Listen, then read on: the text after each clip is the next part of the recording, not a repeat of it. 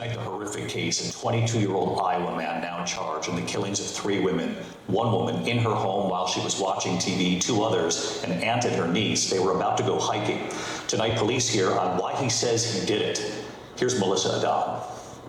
Authorities in Wayne County, Utah say 22-year-old Ivan Miller confessed to killing 3 women in cold blood in a case that's shaken a small community to its core. Police say Miller, who is from Iowa, was traveling through Utah when he hit an elk and totaled his truck. Days later, in need of money and a vehicle, he allegedly killed 86-year-old Margaret Oldroyd and stole her Buick Regal.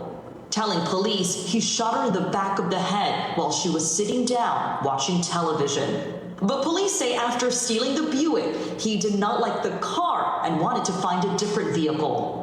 So he parked at this remote trailhead where 65-year-old Linda Dewey and her niece, 34-year-old Natalie Graves, were going hiking. Police say he shot them, stole their Subaru Outback and credit cards, and took off. When their husbands became concerned, they went to the trailhead, found their bodies, and called police, who tracked Miller across 4 states. Investigators utilized automated license plate readers and integrated vehicle tracking services to monitor the stolen vehicles' movements through southern Utah into northern Arizona and eventually into Colorado. Miller was taken into custody in Colorado without incident.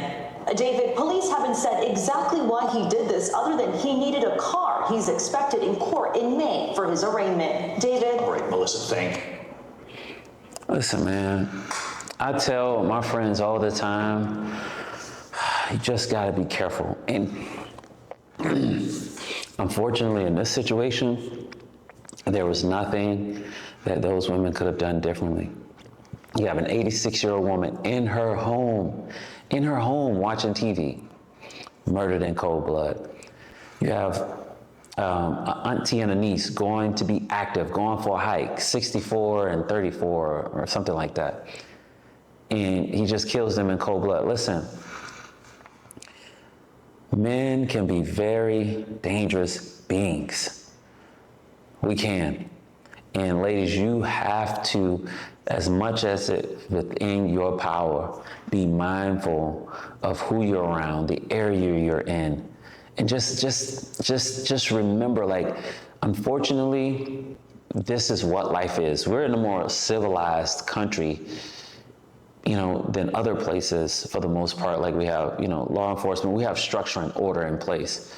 But it's still dangerous. As you can see, there's still a lot of mentally ill people, and there's people who are just outright evil and demonic, and you have to be careful. And this isn't just for women, this is even like for men too. Like, as a man, I wouldn't have been able to escape this sicko. He just chose women.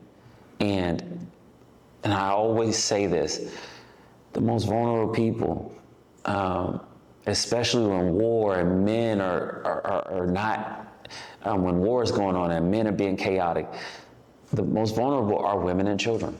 Women and children.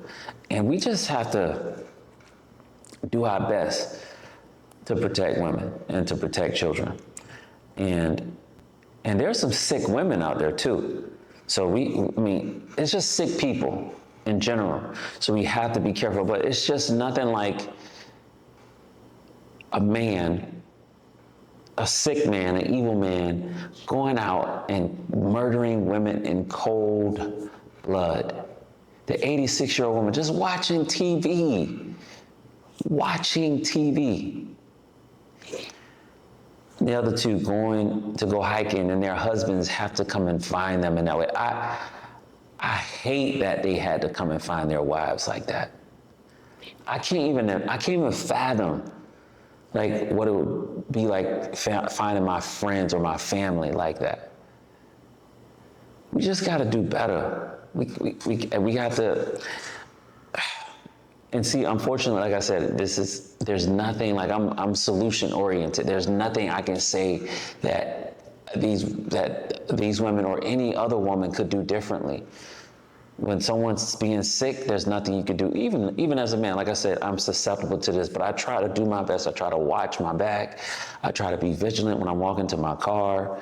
when I'm getting out of my car, and I'm not as vigilant as I should, but I've been like doing better with like putting my phone in my pocket, not looking at my phone when I'm walking around, because it's just, I'm not perfect at it, but I've been getting better at it, like just more aware, just because there's so much going on with there being, things that's happening in terms of war, with what happened with Iran. They have people in the States who are here looking for an opportunity to, harm Americans. Just had a situation in Austin to where there was, a terrorist went and shot up a nightclub area, ended up injuring, I think, like 12 to 14 people. 2 people died, and he also died, which makes 3 because he was shooting at the police officers. But he did it, and supposedly he had an Iranian flag with him, and said that he was property of Allah. So it's just so much going on. We just have to be careful. We have to be vigilant. We have to be prayerful. And as my mom would say, we have to be right with Jesus. And as my mom would say, and I would say that too, we have to be right with Jesus. I know that's not what a lot of people want to hear, but there is no greater hope, no greater safety for today and for our eternal future than Jesus. And it doesn't take away the grief and just the burden of living in a society that's so corrupt at times. However, it does give peace. And it's an answer to our problems, to believe on Jesus, to know that in him and through him we can be forgiven, reconciled to the Father, and covered. So whether we're alive or dead, we have a promised citizenship in heaven eternally. That's where we get our hope from. We can't trust in our politicians. We can't trust in our law enforcement. Even when they do the best that they can, it still falls short. They couldn't stop this sicko from harming these innocent women. And then he's alive. Like, what? But let's put our faith in Jesus. Let's know Jesus.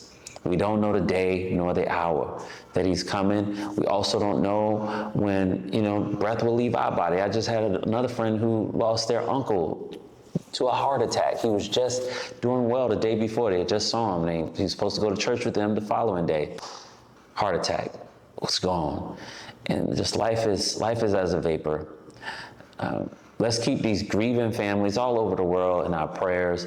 And just from me to you, to anyone who's watching, make sure you know Jesus through faith. Make sure you know him so that you can be safe and secure, present and eternally. All right? Y'all let me know what y'all think in the comment section, and I'll catch y'all in the next video. Stand on it, be strong.